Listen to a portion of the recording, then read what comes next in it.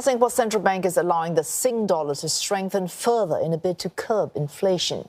It has tightened monetary policy for the fifth time in 12 months. Lisha Rodney with this report. Singaporeans planning a year-end holiday out of town can expect better exchange rates against other currencies. The Monetary Authority of Singapore's latest move to adjust its policy will also mean imported goods will be cheaper.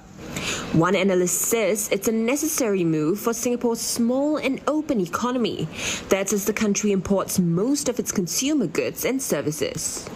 Businesses also require a lot of imported intermediate goods for their production and for their exports.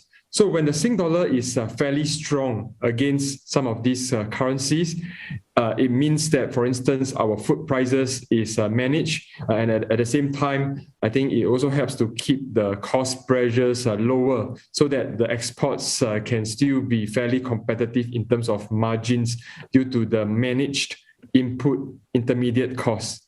The central bank uses the exchange rate rather than interest rates to stabilize prices. But economists are also mindful of geopolitical tensions like the Russia-Ukraine war and US-China relations. They say these could still pose risks to consumer prices and business costs.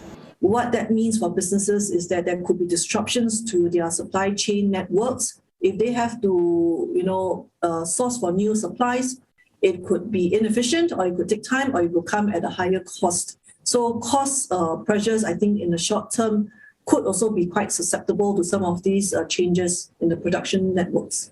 MAS expects the core inflation rate to hover around 5% for the rest of this year and early next year.